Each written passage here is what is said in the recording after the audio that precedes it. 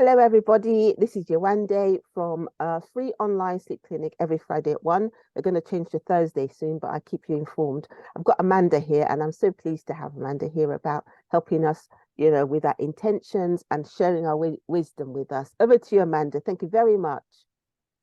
Thanks, Yawande. I just wanted to talk to you today really about how being intentional can really improve your whole sleep experience.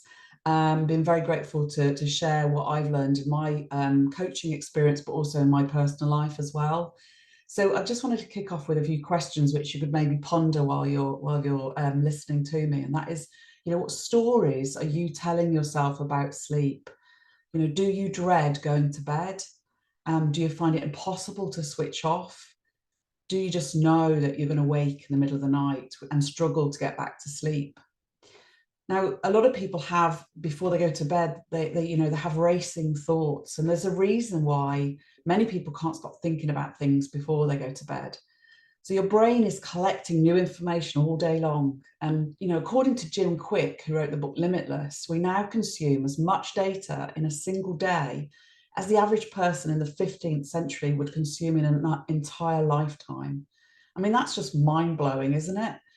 And sometimes it's only when you climb into bed at night that you have that quiet time you need to process all that information, including any worries that you might have as well.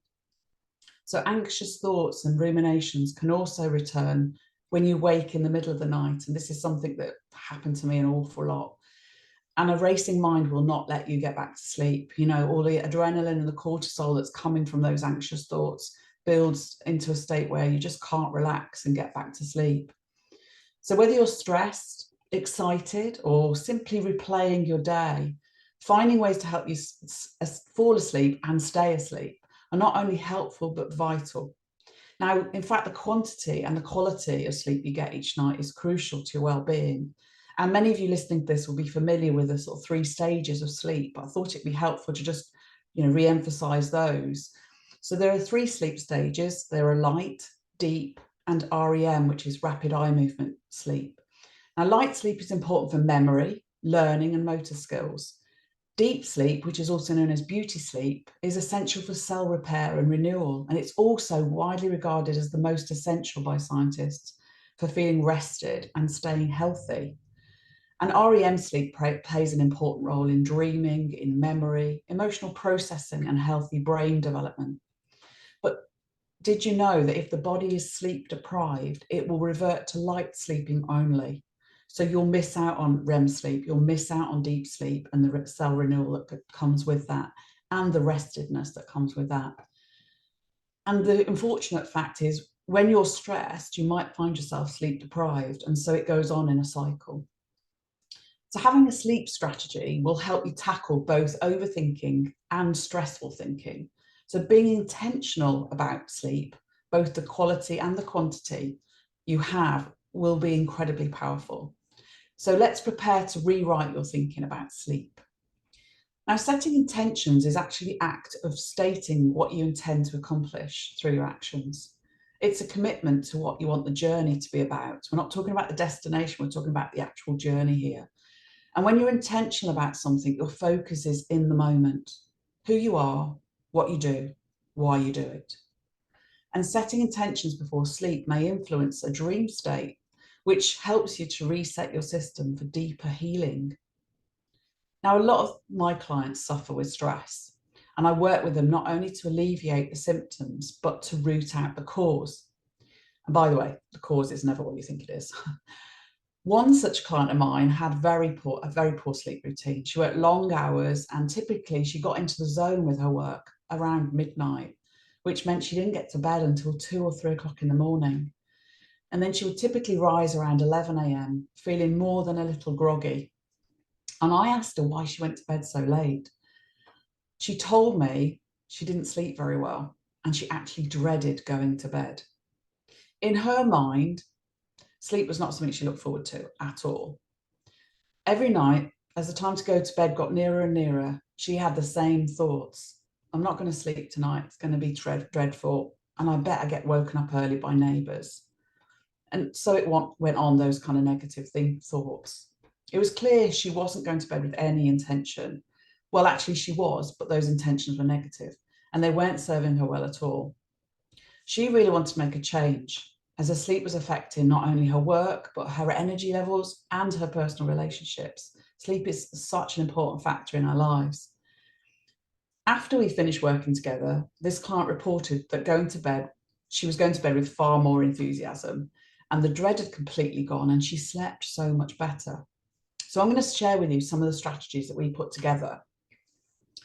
So before sleep, we looked at, and as well as a good sleep routine, which is the guardian of good sleep, having a great routine is very important. We also looked at hygiene, good hygiene, and a clutter-free space in the bedroom, and all these things that we know help and aid restful sleep. But one of the things that I wanted to really focus on was her mindset around sleep. So we looked at invoking more positive thoughts and thinking at bedtime to counter the negative voices that she'd created in her head.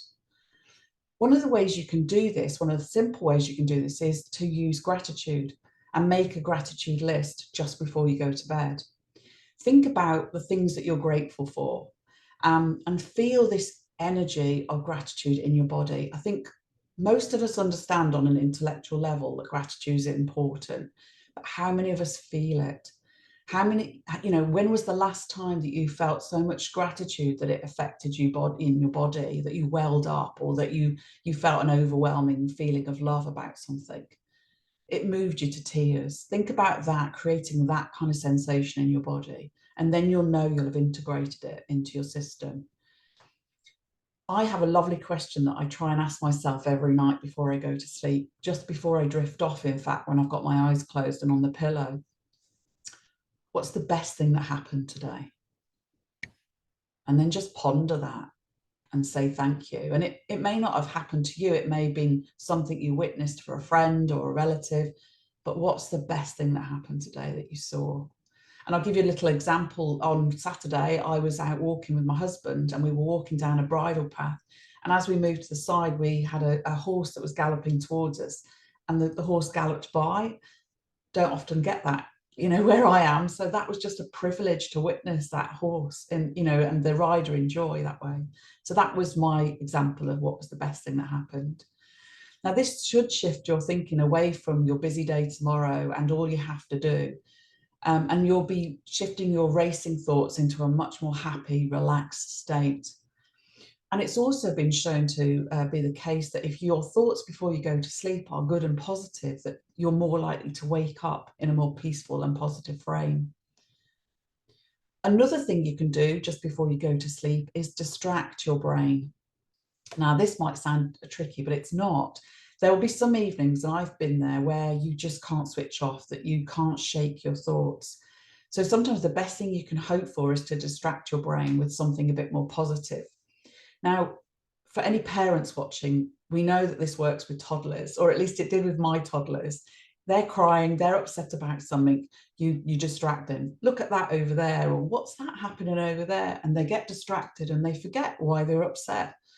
Now, we adults are not much dissimilar from little children. We can distract ourselves, and it can be a very, very positive end that comes from that. James Redfield, who wrote The Celestine Prophecy, said, where attention goes, energy flows. So if you fix your attention on something more positive, your energy will be flowing in that direction, and very soon that will be a cumulative effect. You could also make up a story if you like, and this can be about anything. So in your head, sort of dream about what it is you're looking to achieve, your goals, your ambitions. You could dream about winning the lottery, how you'd spend the money, how you'd be, how exciting that would be for you. You could dream about going on a luxurious holiday. Where would you go? What would you do? How would you feel? You could dream about meeting the love of your life. Whatever would distract you from the sort of negative thoughts that have been pervading you. You can make a list. Now, I used to do this when I was out running. I used to run very, very frequently, and I would go through a list in my mind of things that I would need to do the next day. Now, it's important if you're making a list that you don't add to the negative thoughts that you're thinking. But if you can take it off the negative and into a positive situation, that's all for the good. And you can make a list of anything. So random things like your favorite movies or your favorite songs or people that you'd share your lottery win with, or favorite holidays, just something to focus your mind elsewhere. Now, a really good tool that I'd recommend you try, and I love this because it's so linked to neuroscience, is visualization. And it's a great way to get yourself into a calm state. So you picture yourself in a calm and peaceful scene. In your mind's eye, you can create whatever it needs to be, with specific things, objects, colors, and sounds. Really immerse yourself in that scene.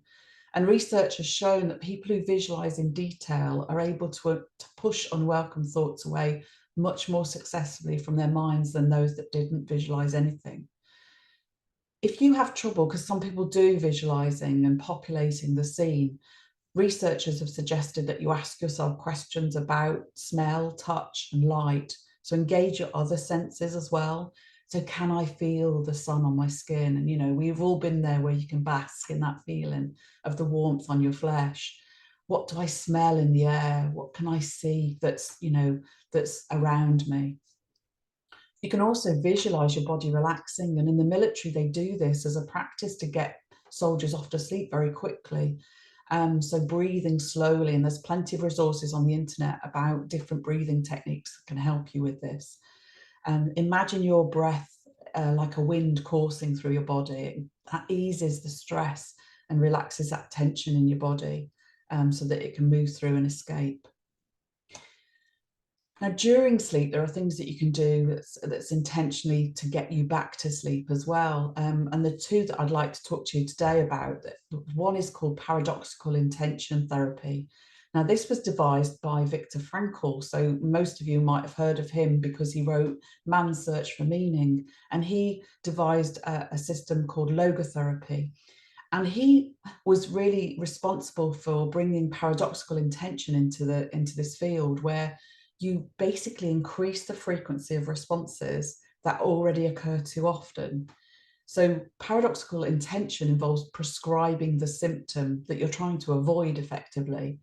And this intervention is thought to be really suitable for insomniacs where there's an intense preoccupation with sleep or sleep loss and its consequences.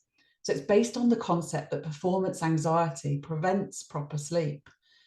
And paradoxical intention reduces performance anxiety about falling asleep by instructing patients to do the opposite, to get into bed and stay awake, which sounds like, you know, really counterintuitive, but try it honestly. When individuals with insomnia engages in the most feared behavior, that of staying awake, the performance anxiety related to trying to fall asleep will diminish.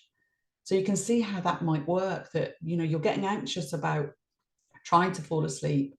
If you then try and counter it by saying, right, I'm going to stay awake, that anxiety will drop away. Now, my favorite and final sort of advice on being intentional about getting back to sleep once you've woken up in the middle of the night is I've called it shush that chimp. And I'll explain why I've called it that, but it's soothing the chimp brain in the middle of the night. And if you're predisposed to waking in the night, you can be intentional about how you cope with it. Now, when this used to happen to me, I was at a loss as to what to do. I felt like I was drowning in negative thoughts. Now, sometimes having an understanding of what is going on biologically can really help you. According to Professor Steve Peters, who wrote The Chimp Paradox, if you wake during the night, the limbic part of the brain awakens first. And this chimp brain is what activates our fight or flight response. So naturally, our first thoughts, even though you might not consciously think these thoughts, are of our personal security. Where am I? You know, is it safe? Am I safe?